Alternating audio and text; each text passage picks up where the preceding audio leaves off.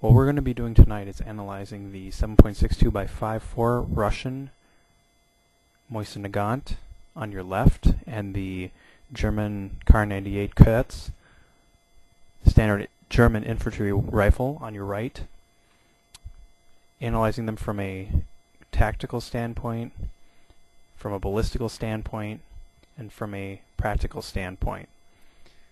And we're going to begin tonight with several different aspects of the rifles in a side-by-side comparison, which will serve to illustrate the different tactical advantages that the German Kar 98K afforded the Germans in the early stages of World War II against the Russians, against the Soviet Union. Now, I'm going to analyze the Kar 98 and the Mosin Nagant, like I said, on a number of different levels. First of all, we've got here on our right the German, like I said, the German Kar 98. It weighs in at 8 pounds 6 ounces. And the Russian Mosin Nagant here. The German Kar 98 is a model 1940, and the Russian is a model M91.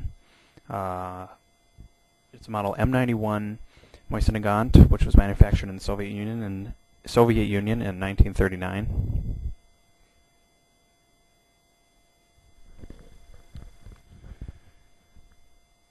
Alright, first off, the Kar 98 had a slight advantage in weight. Kar 98 weighed in at 8 pounds 6 ounces. Mosin Nagant weighed in at 9.5 pounds.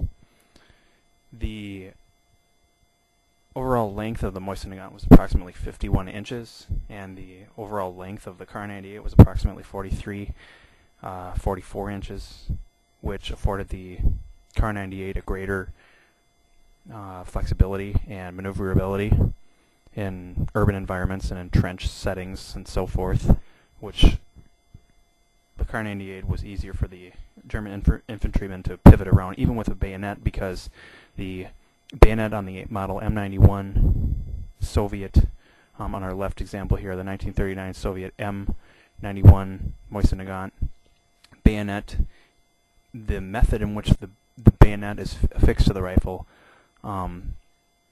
is inferior to that of the Kar 98, because the Kar 98 has a interlocking mechanism which is more stronger, which is more robust, and the mechanism on the Mosin Nagant model M91, even on the later M44 model, on the shorter model, the bayonet is not as robust. It's more of a spike bayonet. The Kar 98 has a bayonet which is kind of more of a multi-purpose tool, which the German infantrymen could sling on their belt or at their waist, and the M44 and the M91 bayonets were a lot smaller. They weren't as easily maneuverable.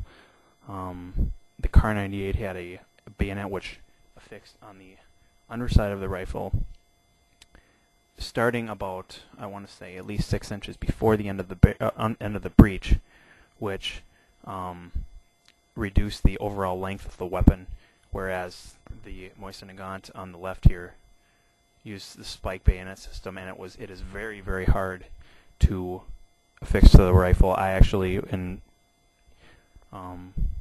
affixing it to my Mosin Nagant, I had to ram the spike bayonet into the ground and pivot it about as hard as I could to get the bayonet onto the Mosin Nagant model M91. And the Kar 98, it's a simple, almost a slide mechanism at the end here. It's a slide mechanism, and it's much more stronger, much more easier to take off. It's much more robust, and the bayonet is totally superior to that of both the M44, in my opinion, and the model M91 Russian bayonets.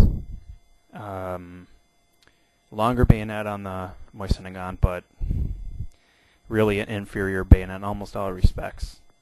Not as robust, not as easy to take off. Overall, totally inferior to that of the Kar 98.